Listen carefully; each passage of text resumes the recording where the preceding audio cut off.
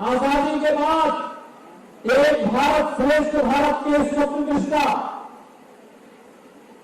Doctor Shyama Prasad Mukherjee भी इसी धरती पर पैदा हुए थे और उन्होंने 1952 में कांग्रेस की कुटिल चालों का विरोध किया था, जो भारत के अंदर आतंकवाद को बढ़ाने भड़काने की कुत्सित चेष्टाएं प्रारंभ हो रही थी।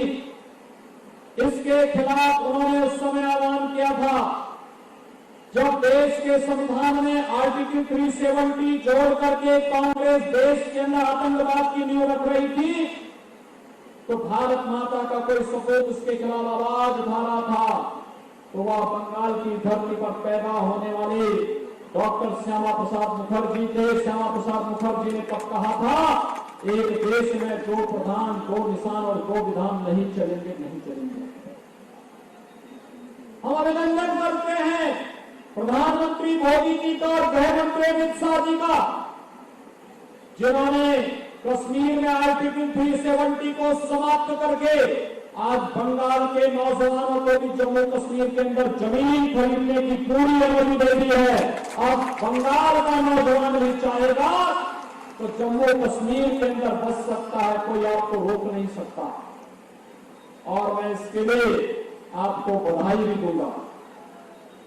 भाइयों बहनों, बंगाल परिवर्तन की धरती रही है, सांस्कृतिक राष्ट्रवाद की धरती रही है, लेकिन बंगाल में हो क्या रहा है? 40 साल आपने 35 से 40 साल कांग्रेस को दिए, 30 साल आपने कम्युनिस्टों को दिए, 10 वर्ष से टीएमसी बंगाल के अंदर कुशासन और भ्रष्टाचार की प्रतीक बनी हुई है। हम तो केवल एक ही बात कहने के लिए आए हैं, प्रधानमंत्री मोदी जी ने लोक कल्याण का, इंफ्रास्ट्रक्चर का, विकास और सुशासन को जो मॉडल देश को दिया है, आखिर बंगाल की माताओं बहनों को, नौजवानों को इस विकास और सुशासन के मॉडल से अलग क्यों किया जा रहा है? हम भी विकास और सुशासन के साक्षी बने। बंगाल के नौजवानों को, बंगाल की महिलाओं को, बंगाल की बहनों को, बंगाल के किसानों को, बंगाल के व्यापारियों को, बंगाल के प्रत्येक तबके के नागरिकों को भी अधिकार मिलना चाहिए। बंगाल के अंदर आज बेरोजगार की स्थिति खराब है। यहां सरकारी कर्मचारियों को भी सेवंत पे कमीशन नहीं मिल रहा है। उत्तर प्रदेश के अंदर हमारे चतुर्थ श्रेणी के कर्मचारी को जितना वेतन मिलता है, यहां क्लास 1 के अधिकारी को उतना वेतन और की सुविधाएं नहीं मिल पा रही है। राज्य भारत गणराज्य के हिस्से हैं, लेकिन फिर भी भेदभाव इतना ज्यादा यहां की राज्य सरकार अपनी फिजूल खर्ची और भ्रष्टाचार में पैसा खर्च करती है। कर्मचारियों की सुविधा के लिए नहीं, नागरिकों की सुरक्षा के लिए नहीं, विकास के लिए नहीं, सुशासन के लिए नहीं। और यही कारण है भाइयों बहनों, उत्तर प्रदेश में 4 वर्षों से भारतीय जनता पार्टी की सरकार है और 4 वर्ष में उत्तर प्रदेश में हमारी सरकार ने 40 लाख गरीबों को प्रधानमंत्री आवास उपलब्ध कराया है। 40 लाख गरीबों को। मैं पूछना चाहता हूं ममता दीदी से, आपने 10 वर्ष में कितने गरीबों को आवास बंगाल के कर दिए?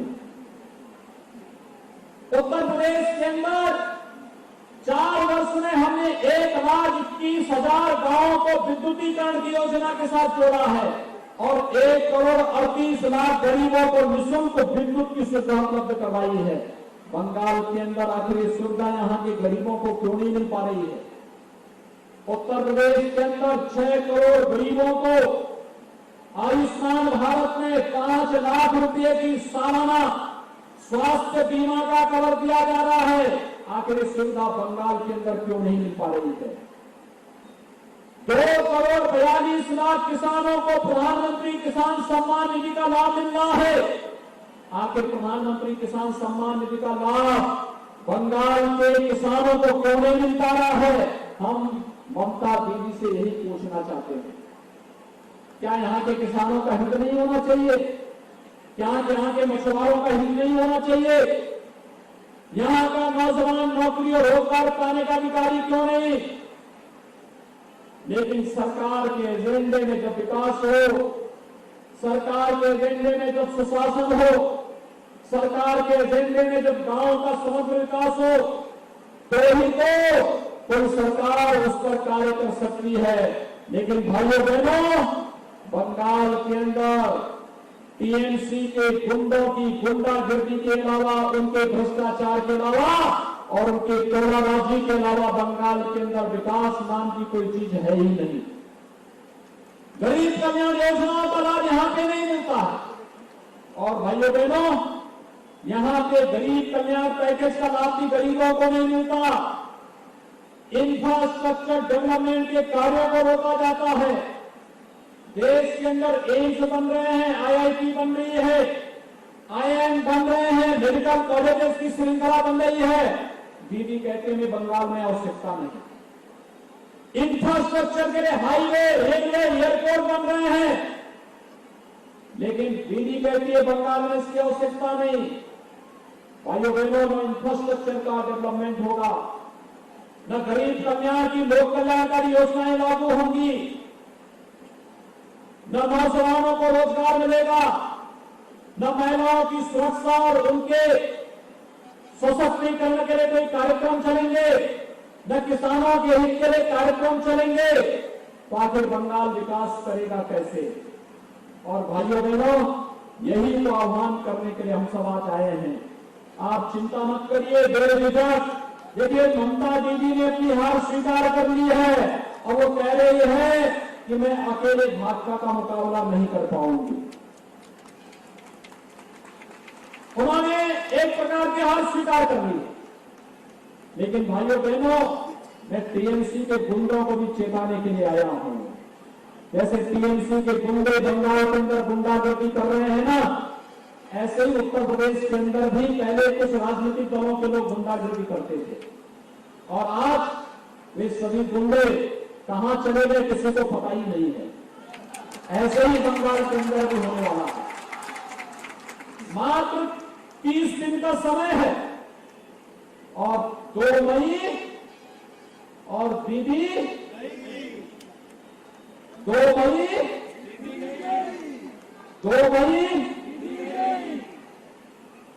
जब 2 मई को ये होने वाला है, तो टीएमसी के गुंडों को भी अपना बोरिया बिस्तर बांधने की तैयारी कर लेनी चाहिए।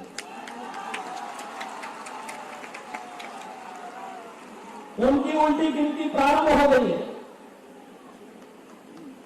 2 मई के बाद बंगाल में कानून का शासन होगा। भारतीय जनता पार्टी की सरकार होगी, कानून का शासन होगा। हर गांव को, हर गरीब को, हर किसान को, हर नौजवान को, हर महिला को और समाज के प्रत्येक तबके को सुरक्षा की गारंटी होगी, न्याय की गारंटी होगी, शासन की सुविधा का लाभ देने की गारंटी होगी, इंफ्रास्ट्रक्चर डेवलपमेंट की गारंटी होगी। दुर्गा पूजा और सरस्वती पूजा पे कोई रोक लगाने का तो साहस नहीं कर पाएगा, और अगर करेगा तो जेल के अंदर जाएगा।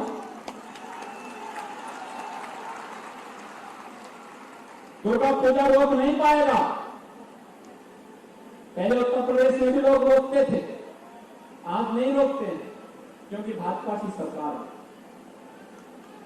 भाइयों बहनों, भाजपा में और अन्य दलों में यही अंतर है। भारतीय जनता पार्टी जो कहती है वह करके दिखाती है। भारतीय जनता पार्टी ने जो कहा सो करके दिखाया।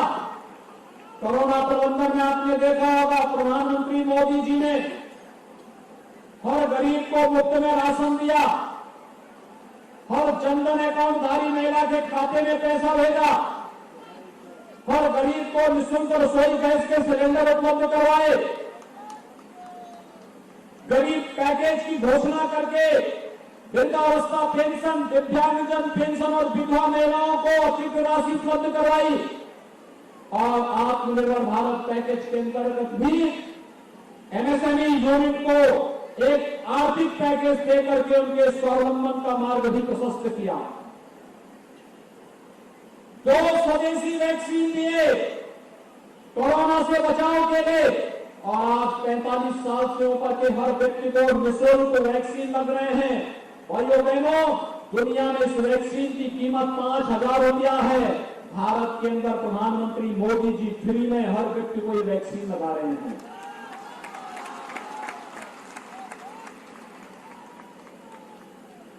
मोदी जी के एजेंडे में गरीब है, किसान है, नौजवान है, महिलाएं हैं, समाज का प्रत्येक तबका है।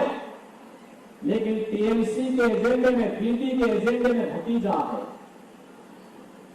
उनके एजेंडे में गुंडागर्दी है, भ्रष्टाचार है, तुष्टीकरण है, दुर्गा पूजा पे प्रतिबंध लगाने का है, और उनके एजेंडे में अब तो दीदी भगवान राम का भी विरोध कर रही है। कहते राम जय श्री राम नहीं बोलूंगी।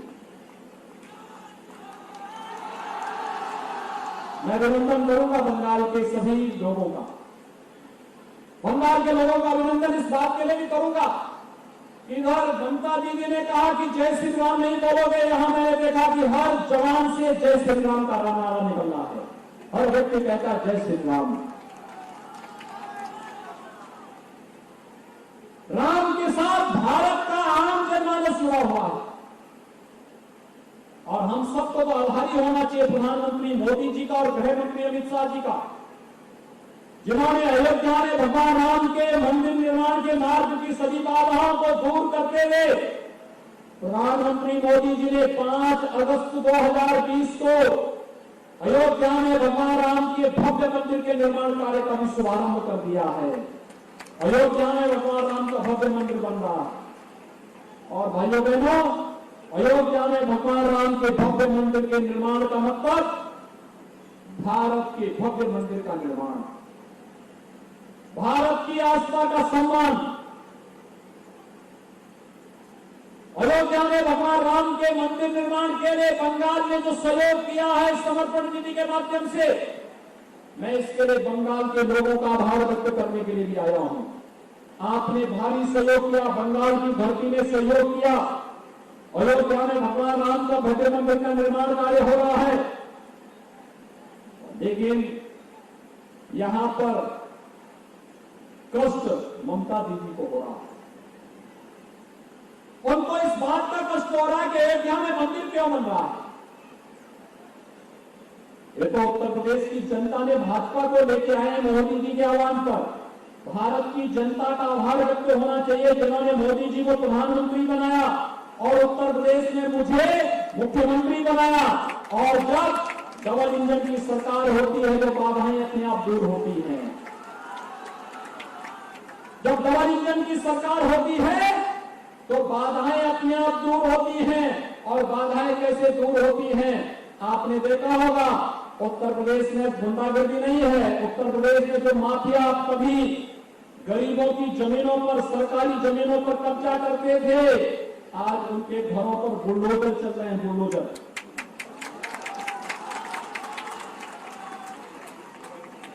और मैं विश्वास व्यक्त करूंगा कि उत्तर प्रदेश की इस नजीर को टीएमसी के गुंडे जरूर याद कर रहे होंगे।